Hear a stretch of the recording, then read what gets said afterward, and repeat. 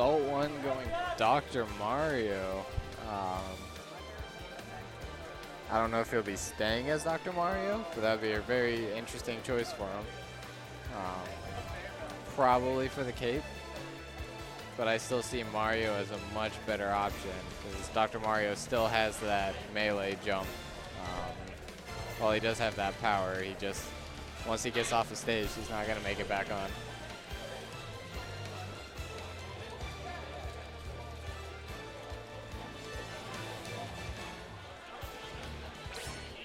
All right, so we have ScAtt versus Salt 1 coming up. Oh, sorry about the mic. I'm assuming this is going to be Mega Man versus Captain Falcon. Unless if ScAtt feels like bringing out one of the secondaries. Oh, we have Salt 1 at the moment has Dr. Mario selected. I don't know if he plays Dr. Mario normally, or if he's going to switch to Falcon right before the match. I've seen him play Mario before, so I wouldn't be surprised. It seems like Mario's would be a much better choice than Dr. Mario. But who knows?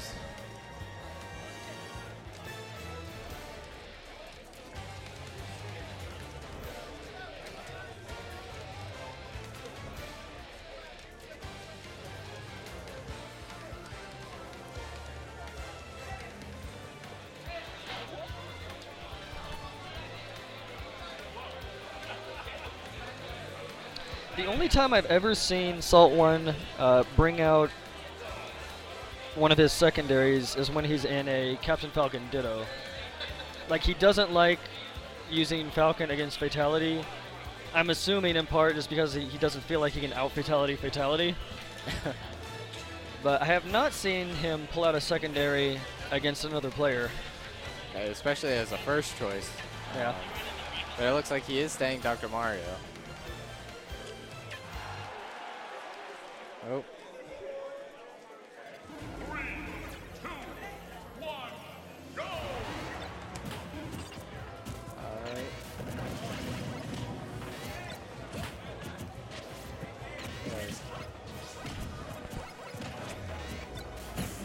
Salt 1, keeping it pretty even with ScAtt. ScAtt really known for his Mega Man and his great spacing.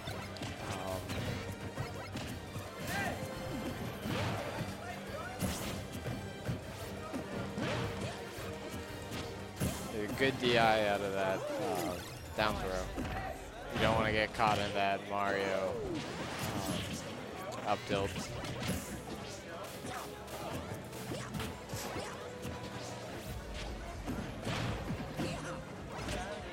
Salt 1 going again for the down throw, but up smash this time. I don't think ScAtt will really fall for that.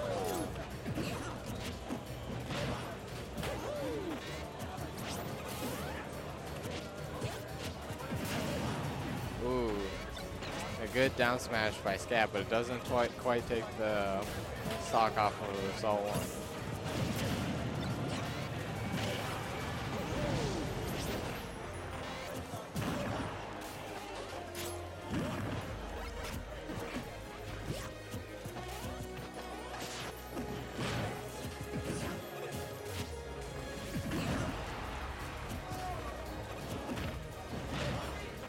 So ScAtt just trying to bait out those dash attacks. And again, as I mentioned earlier, that Dr. Mario melee jump.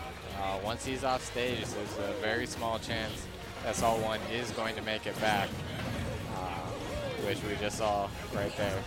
If he was Mario, he probably would have been able to make that back.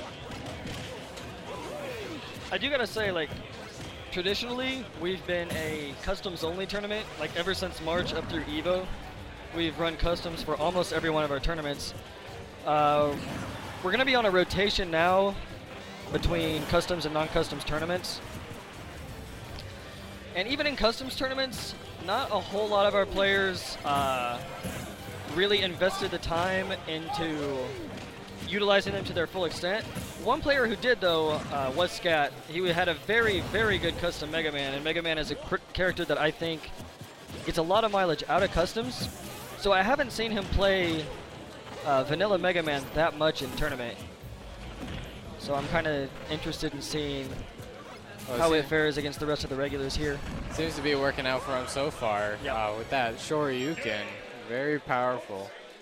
And he takes the game for that.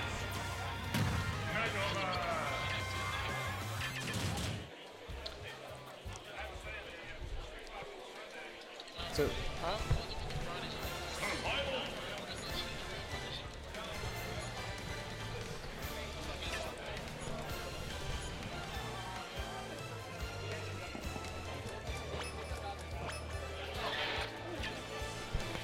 I wish ScAtt would actually argue with me in favor of customs on the Georgia Smash 4 group, because I'm very pro customs myself, but I feel like people shouldn't listen to me because I'm a scrub who doesn't even play this game.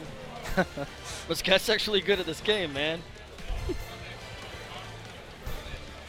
well, it'll also be interesting to see what we do with DLC at this tournament. 'Cause a lot of tournaments are really fighting of whether they should use the new stages, old stages. Yeah.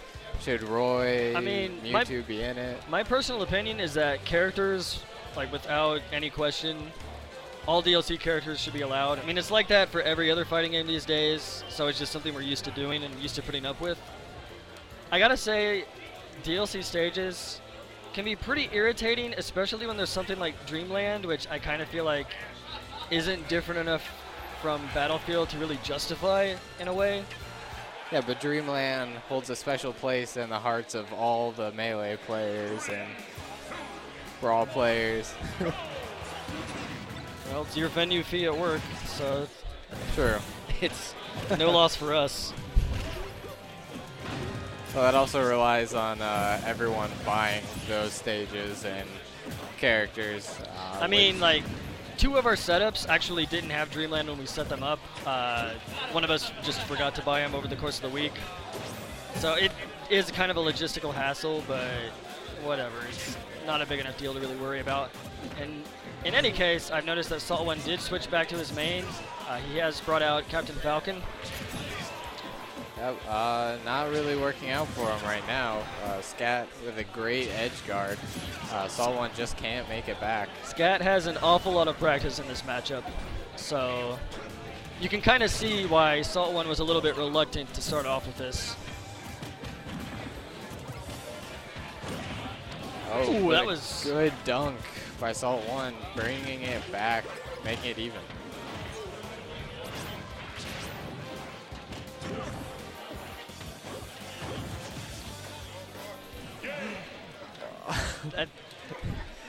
That was a quick turnaround. That was a very quick turnaround. Good momentum by Salt One, bringing it 1 match to 1 match.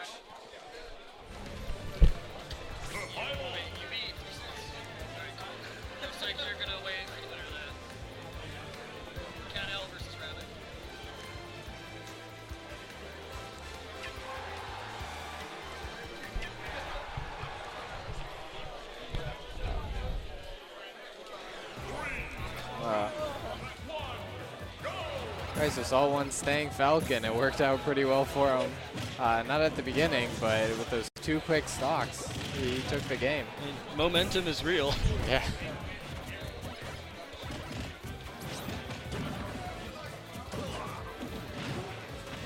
And a risky forward smash doesn't quite work out for him.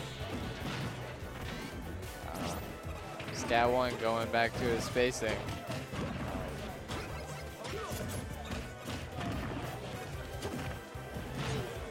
Good grab from the run.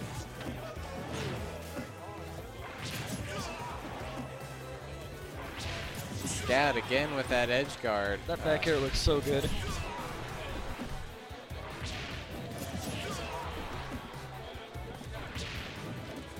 And he does take that off of Salt One. There's pretty much no way he can come back from that unless ScAtt drops that edge guard, and he's not going to drop it.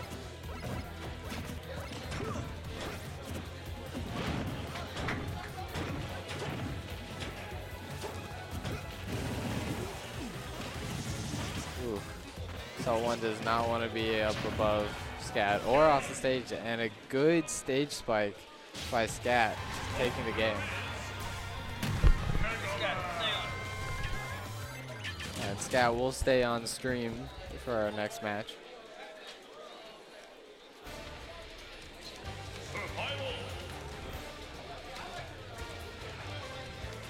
This puts Salt 1 into the losers brackets. He's still in the tournament and could potentially make it back.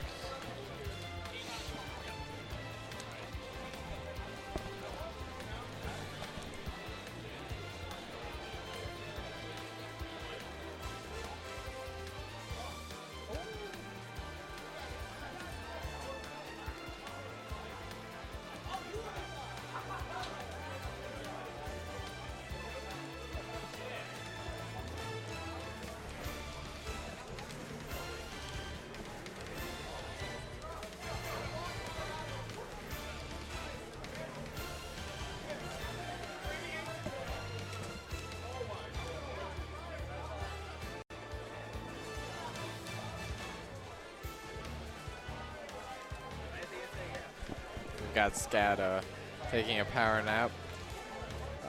If you're just tuning in, we're at Wasteland Gaming, hosting Gwinnett Brawl. We play 5 games. We play Smash 4, Ultra Street Fighter 4, Ultimate Marvel vs. Capcom 3, Guilty Gear Xrd, and Mortal Kombat X. Do come down and play with us.